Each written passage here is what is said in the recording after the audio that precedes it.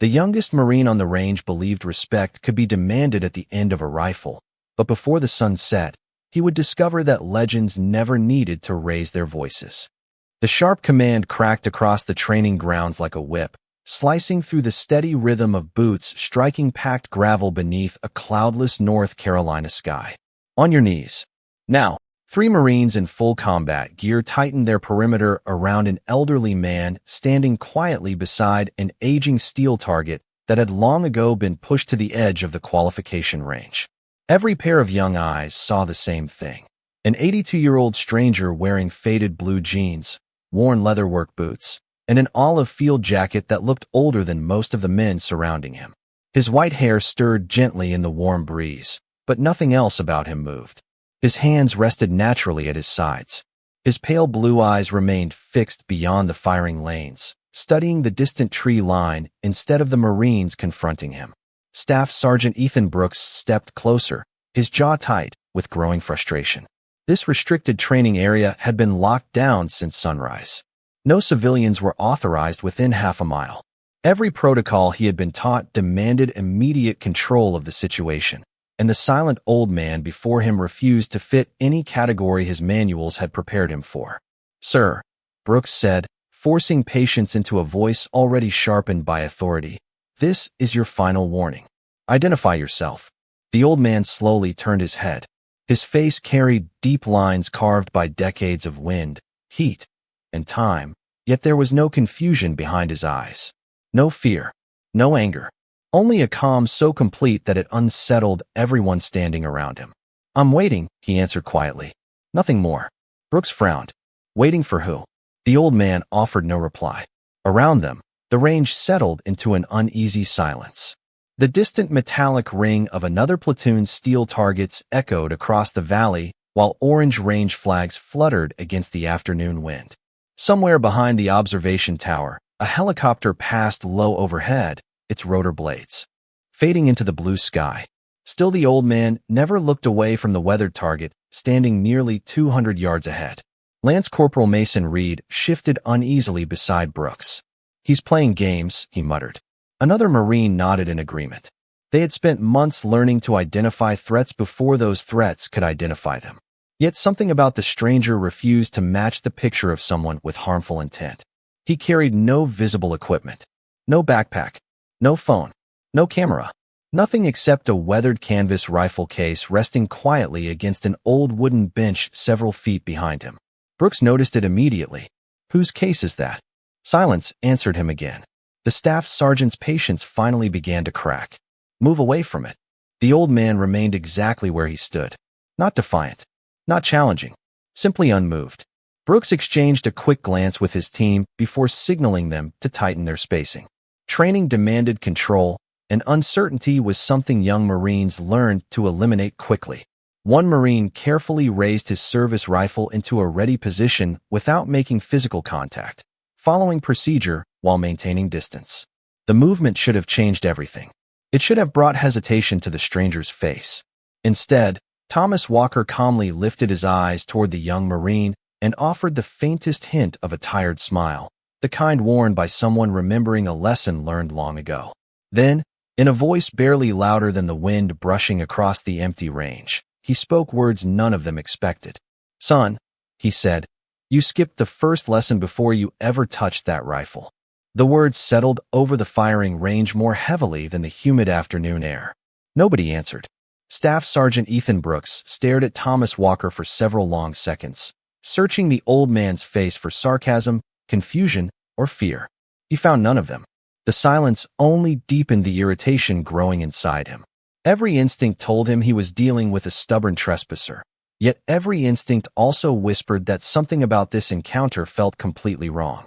The old veteran stood with relaxed shoulders and steady breathing, his eyes drifting once again toward the weathered steel silhouette nearly 200 yards away. He seemed far more interested in the faded target than in the Marines surrounding him.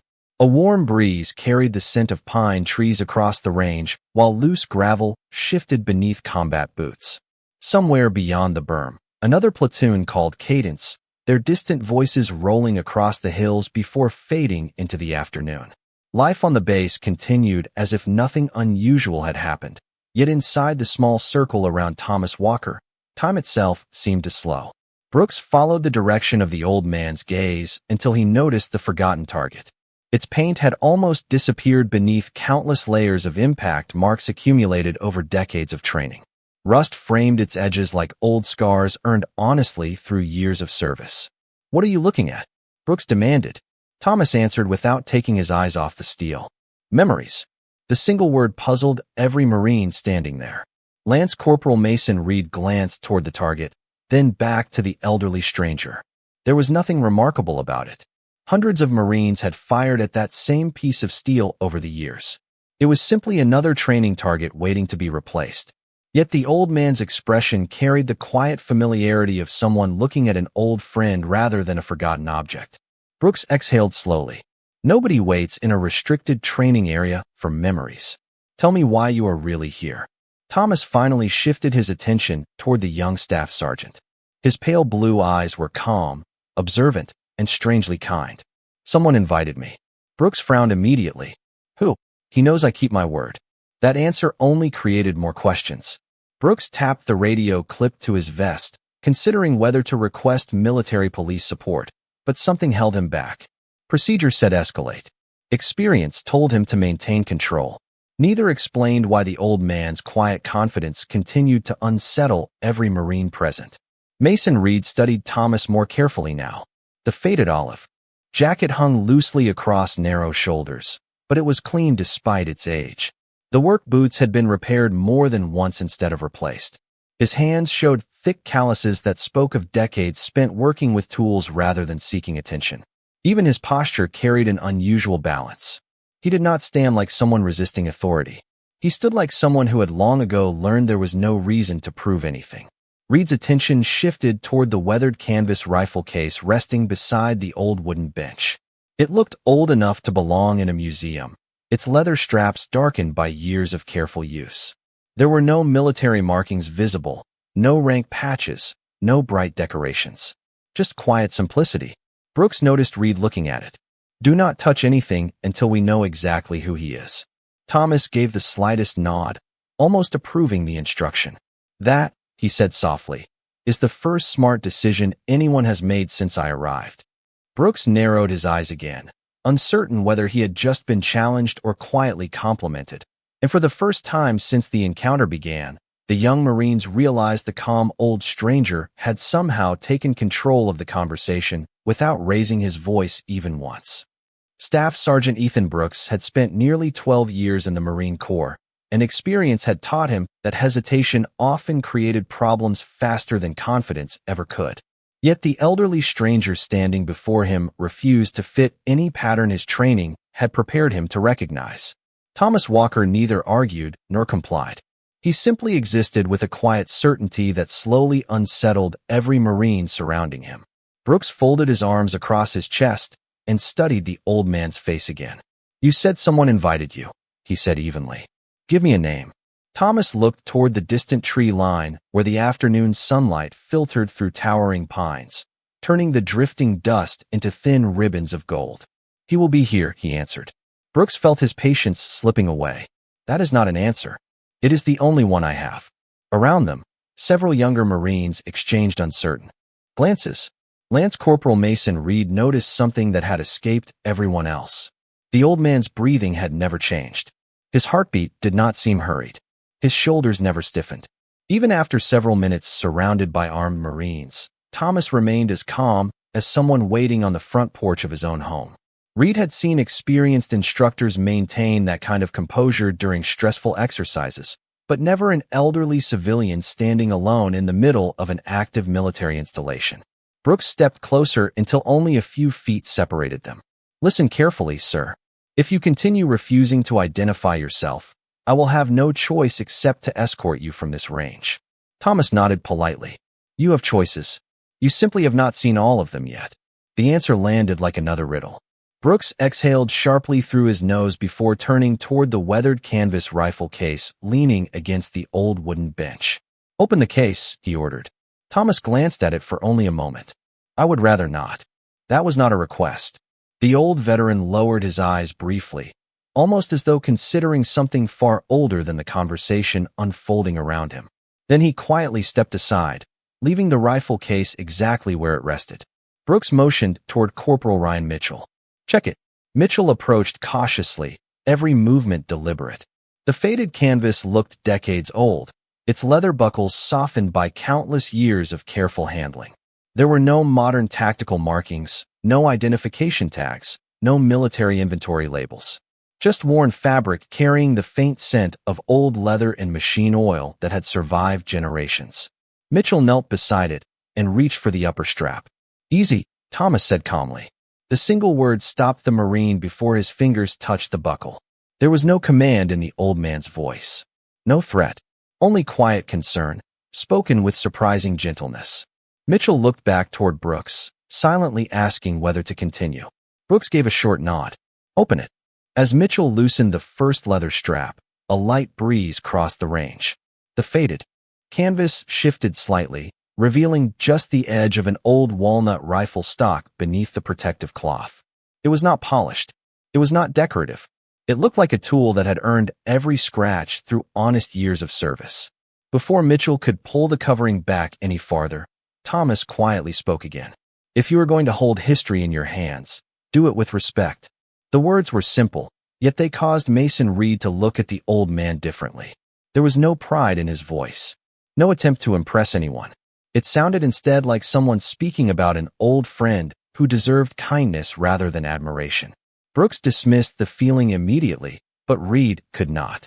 As Mitchell slowly folded another section of weathered canvas away, the first deep gouge carved into the walnut stock came into view, followed by a faded sling that looked almost as old as the man standing beside it. None of the younger Marines recognized what they were seeing, but somewhere behind them, another pair of experienced eyes had just stepped onto the edge of the firing range, and the expression on that Marine's face changed the instant he saw the rifle. Corporal Ryan Mitchell carefully folded the remaining canvas away as though the old man's quiet warning had somehow settled into his own hands. The rifle beneath it looked nothing like the precision rifles issued across the modern Marine Corps. Its walnut stock had darkened with age until it almost resembled polished earth after rain. The steel carried the soft gray finish that only decades of careful maintenance could produce. There were scratches scattered along the receiver, and every one of them looked earned rather than neglected. Lance Corporal Mason Reed leaned forward without realizing it. "What model is that?" he asked quietly. Before Thomas Walker could answer, another Marine let out a dismissive chuckle.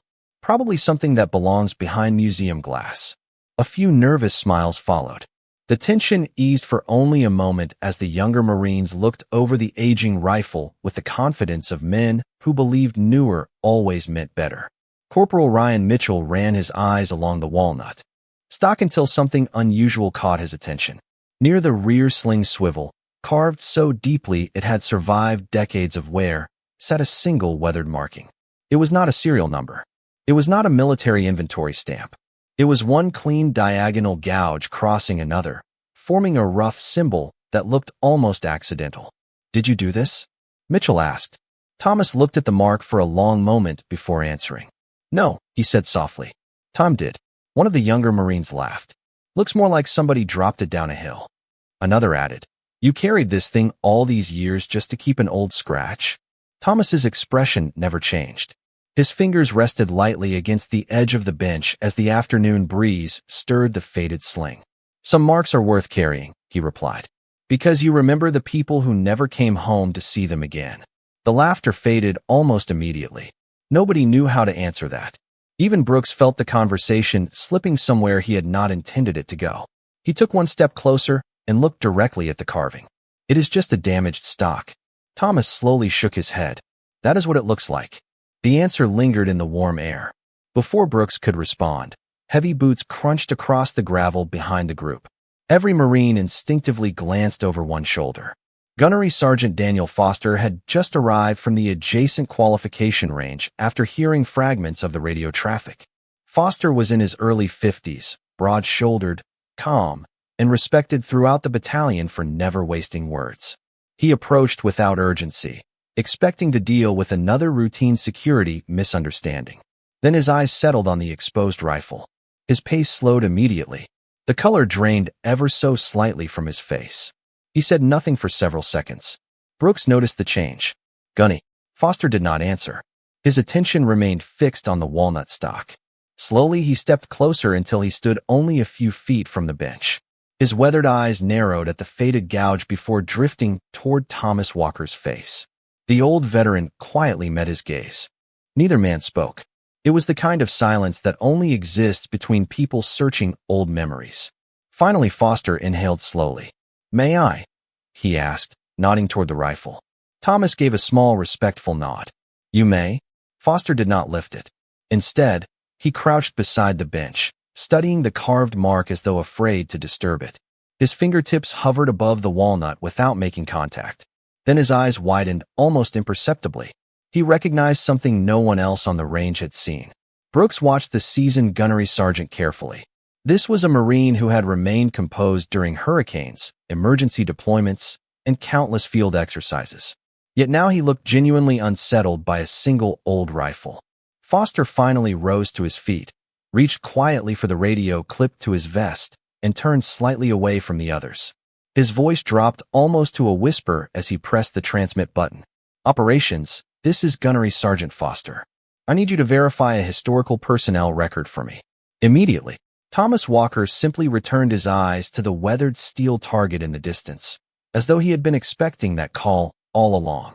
The quiet transmission disappeared into the radio network, but Thomas Walker did not even glance toward Gunnery Sergeant Daniel Foster.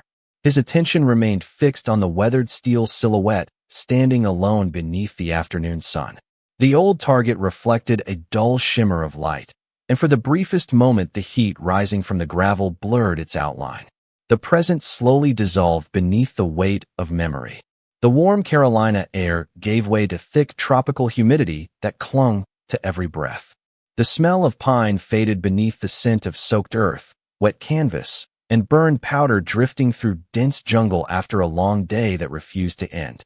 Thomas was no longer an old man with silver hair. He was 21 years old again, wearing a faded Marine uniform streaked with mud, rainwater, and exhaustion.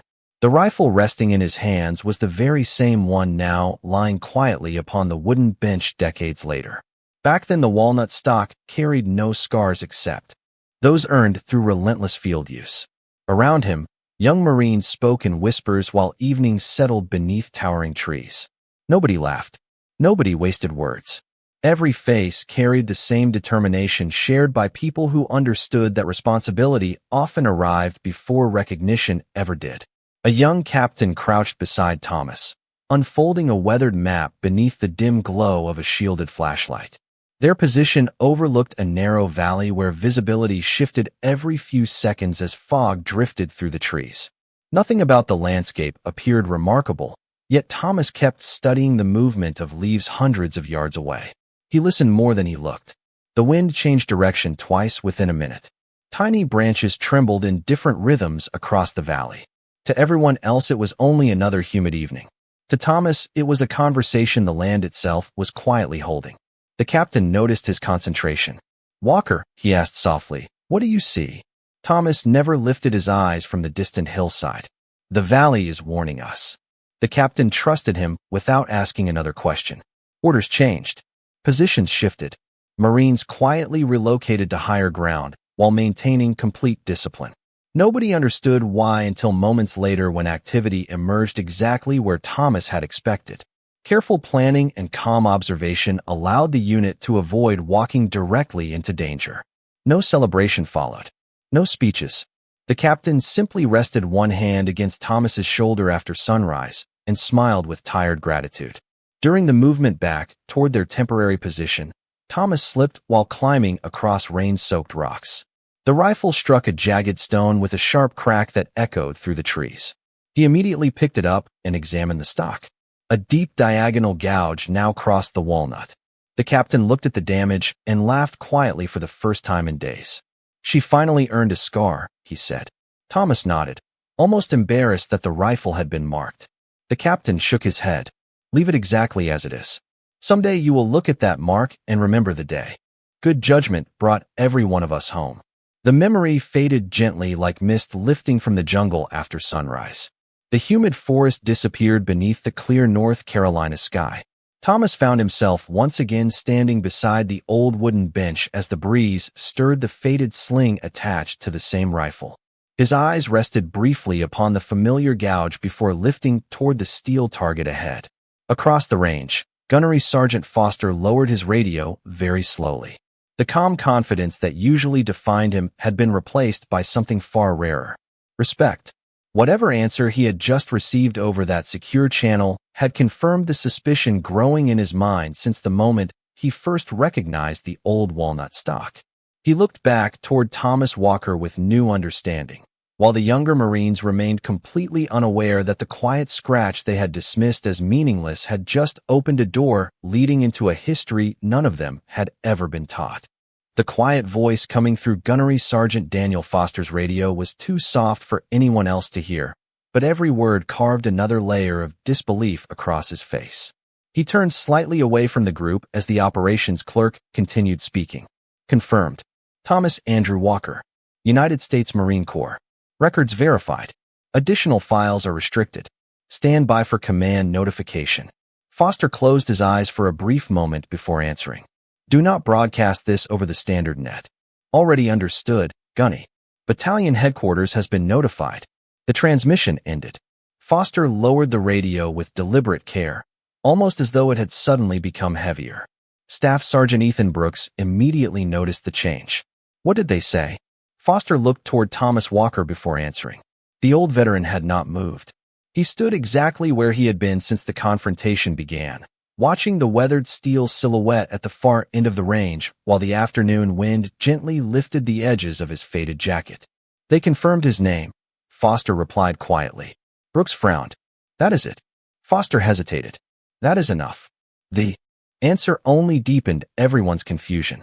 Brooks had expected military police, not uncertainty from one of the most respected senior enlisted Marines in the battalion. Gunny, if headquarters confirmed his identity, then why are we still standing here? Foster did not answer immediately. Instead, he looked once more at the old walnut rifle resting on the bench. The deep gouge across its stock no longer appeared to him as damage. It looked like a signature written by history itself. He had seen photographs of that rifle years earlier during an advanced leadership seminar on legendary Marine marksmen. At the time, he had assumed the images belonged in archives, not on a live firing range. His thoughts were interrupted by another vibration from the radio. This time the call came through a secure command frequency that very few Marines on base ever heard. Foster stepped several paces away before accepting it. Gunnery Sergeant Foster speaking. The voice on the other end was calm, direct, and carried the unmistakable authority of battalion headquarters. Gunny, maintain your current location. Do not allow Mr. Walker to leave. Do not question him further. Brigade Command has requested immediate updates. Foster blinked. Brigade Command almost never involved itself in routine base incidents. Sir, with respect, what exactly is happening? There was a pause before the reply came. Colonel Harris personally recognized the service record. Division headquarters has already been contacted. Foster slowly lowered the radio again. The chain of command was moving far faster than any ordinary personnel verification should require. Around him, the younger Marines remained unaware of the growing wave spreading through commands they could not even see. Brooks walked over, lowering his voice. Gunny, you are making me nervous. Foster offered the faintest smile. Good. Brooks stared at him. Good. Because when experienced Marines become nervous around one quiet old man, it usually means they are about to learn something important. Across the range, Lance Corporal Mason Reed watched Thomas Walker more carefully than ever before. He noticed the old veteran occasionally, studying the wind as it crossed the open valley. His eyes followed the movement of the range flags, the drifting dust, and the tops of distant pine trees. It looked less like observation and more like instinct, as though decades had trained him to read details everyone else ignored. Thomas finally spoke without turning around. The wind will shift in about 5 minutes. Several Marines instinctively looked toward the flags. At that exact moment, they still pointed steadily in one direction. Nobody answered him. For minutes later, a stronger breeze rolled across the valley, sending every flag snapping sharply the opposite way. Mason Reed felt a chill despite the summer heat.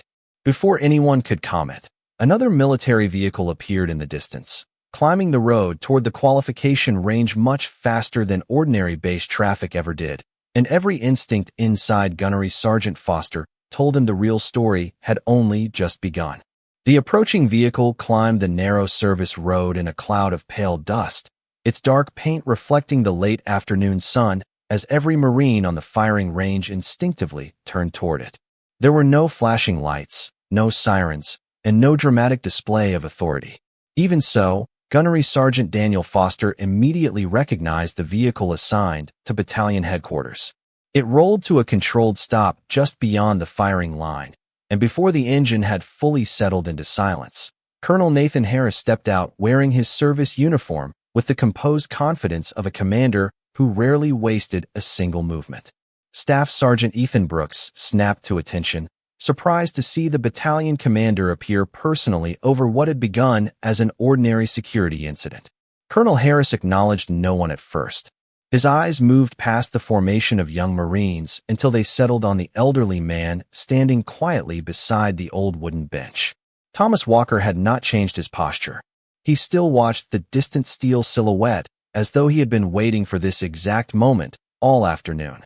Harris walked forward without speaking. The gravel crunched softly beneath polished boots while the wind carried the scent of warm pine across the range. Brooks expected questions. Instead, the colonel stopped beside Gunnery Sergeant Foster and quietly asked, "Has he been treated with respect?" Foster hesitated for the first time that day. "Sir, not at first." Harris gave the smallest nod, neither angry nor surprised, as though he had already anticipated the answer before arriving. He stepped closer to Thomas Walker. "Mr. Walker." The old veteran slowly turned, offering a gentle smile that carried recognition rather than surprise. "Nathan," Thomas replied. Several Marines exchanged confused glances. None of them had ever heard anyone address the battalion commander by his first name. Colonel Harris smiled with quiet warmth. "You still remember me." Thomas tilted his head slightly. "You were a second lieutenant once. You asked more questions than anyone I ever met." A faint laugh escaped Harris before he caught himself.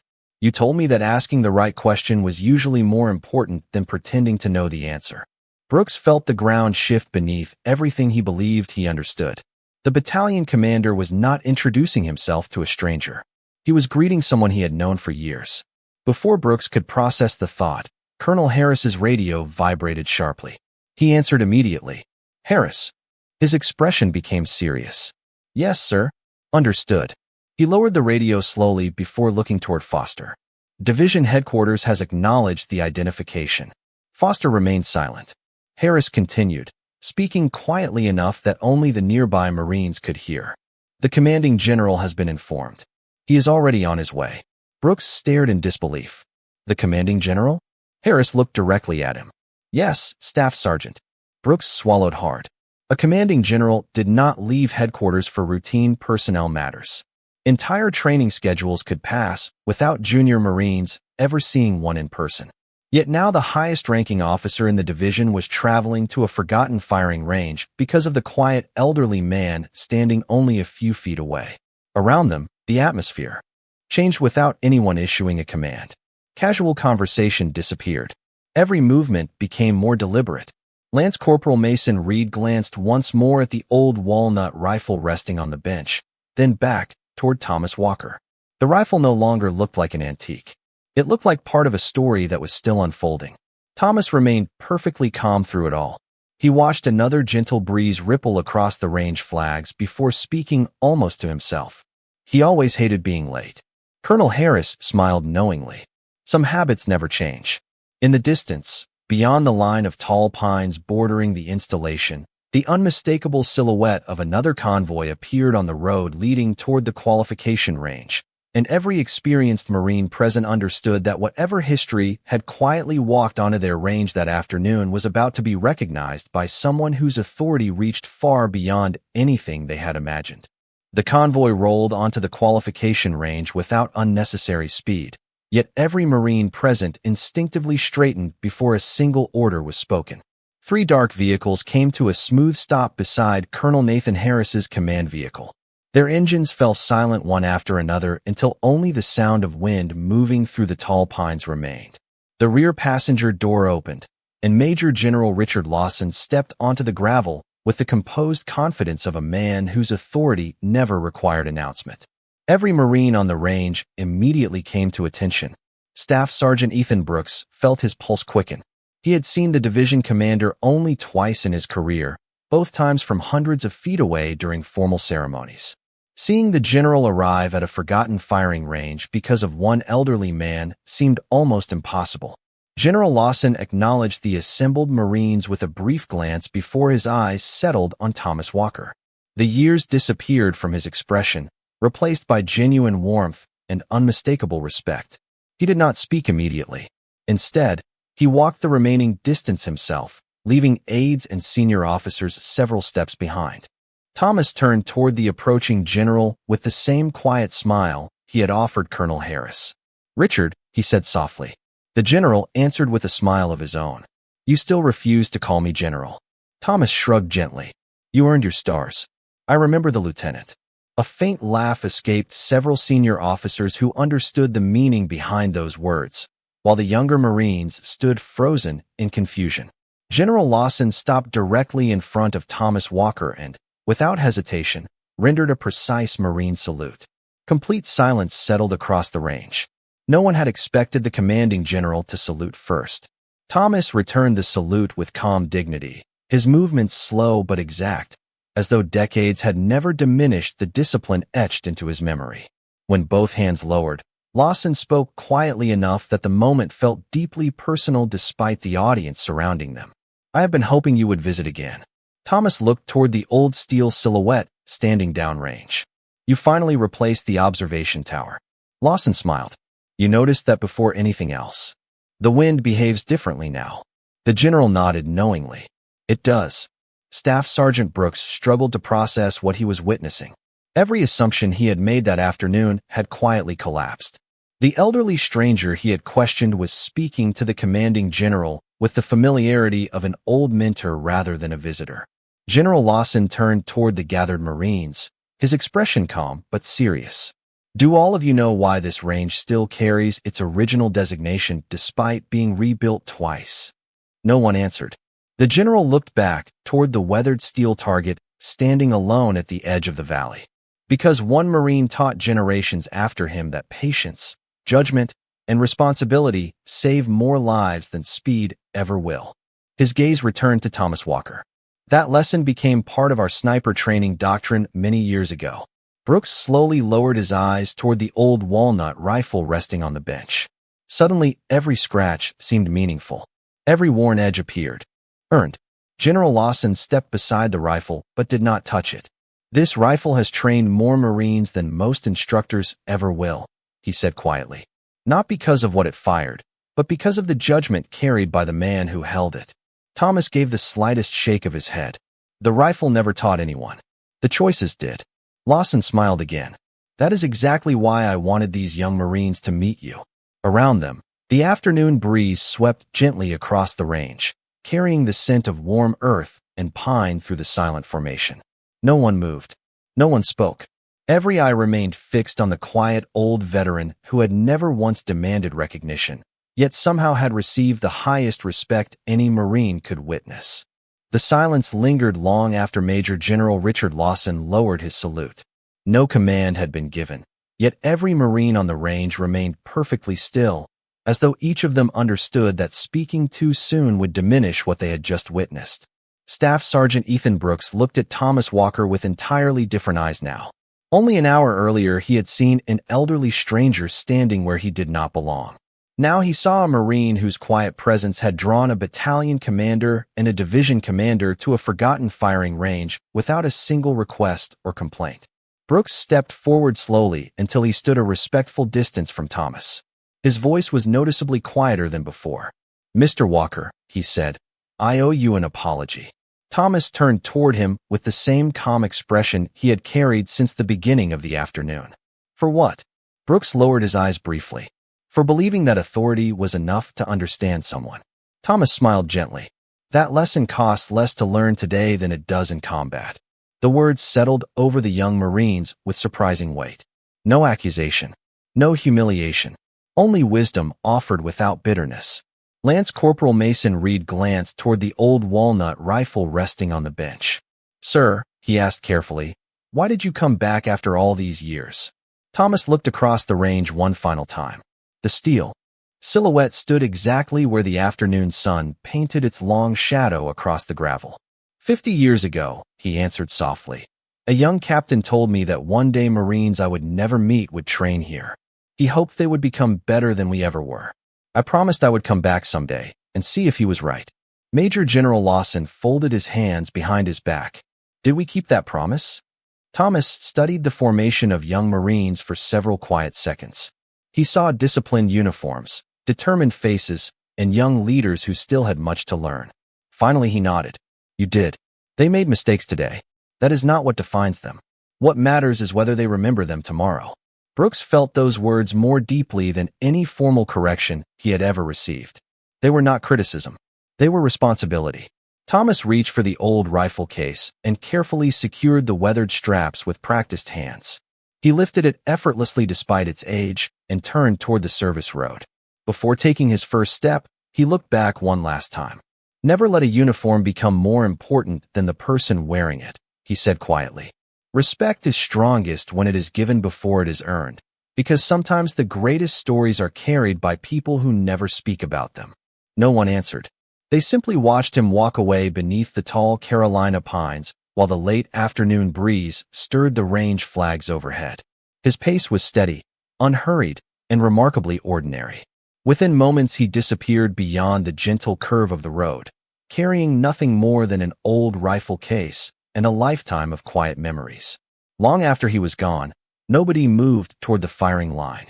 The weathered steel target remained untouched in the distance, and the young Marines found themselves looking at it differently, wondering how many unseen lessons had been left behind on that range long before any of them had arrived. Major General Lawson finally broke the silence with a voice that carried across the formation without effort. "Remember this afternoon," he said. "Weapons, ranks, and titles all matter. Character matters more." As the sun slipped lower beyond the trees, Staff Sergeant Ethan Brooks understood that the most important instruction he had received that day had never come from a training manual. It had come from a quiet Marine who had asked for nothing, expected nothing, and still managed to teach an entire generation that true legends are recognized not by the attention they seek, but by the respect they quietly inspire. Some lessons end when the training day is over. The best ones stay with a Marine for life.